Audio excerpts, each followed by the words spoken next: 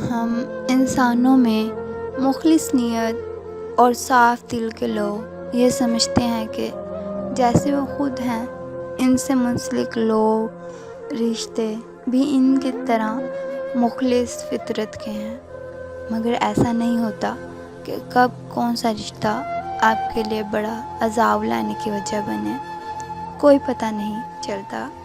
آج کی کہانی دو بہنوں کی کہانی ہے۔ یہ کہانی سنانے کا مقصد صرف یہ ہے کہ آپ سب اپنی آنکھیں کھولیں اور کسی رشتے پر اندھا یقین مت کریں۔ میں یہ نہیں کہتی کہ ہر بہن ایک جیسی ہوتی ہے، مگر میں اپنی کہانی بتا کر یہ ضرور کہوں گی کہ کچھ بہنیں ایسی بھی ہوتی ہیں۔ ہم 5 بہن بھائی ہیں، بچپن سے ہم یتیم ہو گئے۔ میں بھائیوں میں سب سے چھوٹی اور بہنوں سے بڑی ہوں۔ والدین حیات نہیں تھے تو خالہ نے پالا۔ میں بچپن سے ہی اپنی بہن سے بہت مختلف تھی، شکل و صورت سے ہو یا کردار، کھیل کا میدان ہو یا علمی میدان، اثار و قربانی یا صبر کرنا، سب کا خیال کرنے والی، دکھاوا نہ کرنے والی، اپنی معصومیت اور بھولے پن میں میری بہن خالہ کی لاڈلی تھی۔ میری ہر بات کی ان کو شکایت لگا دیتی اور مجھے ڈانٹ پڑواتی۔ میں خالہ کی ڈانٹ طعنے سن کر خاموش ہو جاتی اور اسی طرح ایسے حالات میں ہی میرا بچپن گزر گیا۔ میری شادی ہو گئی اور شادی کے بعد مجھے نادان کو پتہ نہ تھا کہ اس کی نظر میرے گھر، میرے شوہر پر ہے۔ خالہ اور خاندان والوں نے اس کی شادی میرے چھوٹے دیور سے کروا دی۔ جیسے ہی وہ اس خاندان میں بہو بن کر آئی، اس نے دیکھا کہ میرے سسرال میں میری اور میرے بچوں کی بہت چاہت ہے۔ میرے بچے سب کے فیورٹ تھے۔ اس کو یہ برداشت نہ ہوا۔ اس نے بڑی چالاکی سے سب کو میرے خلاف کرنا شروع کر دیا اور میرے بچے جو اپنی پھوپھیوں اور چاچو کے فیورٹ بچے تھے، وہی میری اولاد سے بھی چھڑنے لگ گئے۔ نہیں معلوم اس نے ایسا زہر بھرا میری زندگی میں۔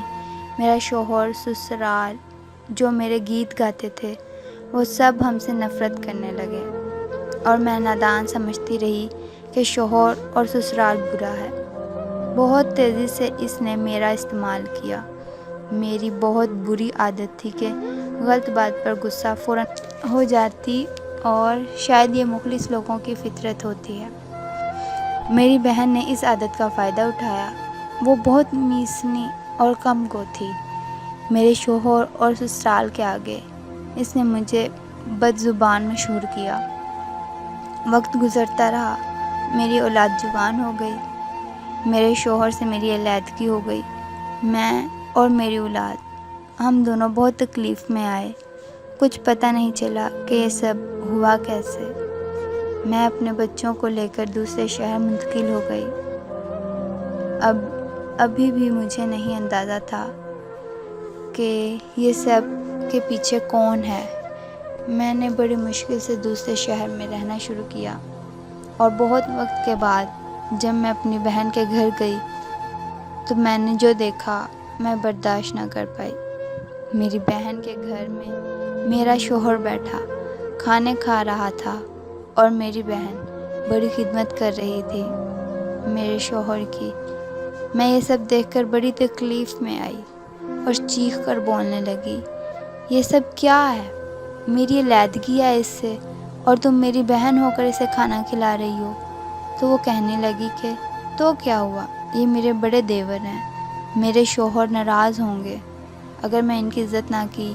میں یہ سن کر بہت زیادہ تکلیف میں آئی اور وہاں سے غصہ کرتے واپس شہر آ گئی۔ کچھ دنوں کے بعد میری بہن کی کال آئی کہ تم اب دوبارہ میرے گھر نہ آنا، کیونکہ میرا شوہر بہت ناراض ہوتا ہے اور وہ تمہیں بالکل بھی نہیں پسند کرتا۔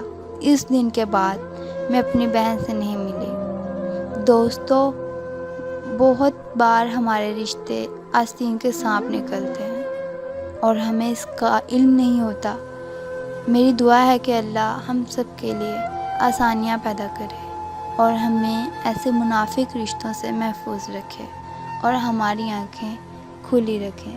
آمین.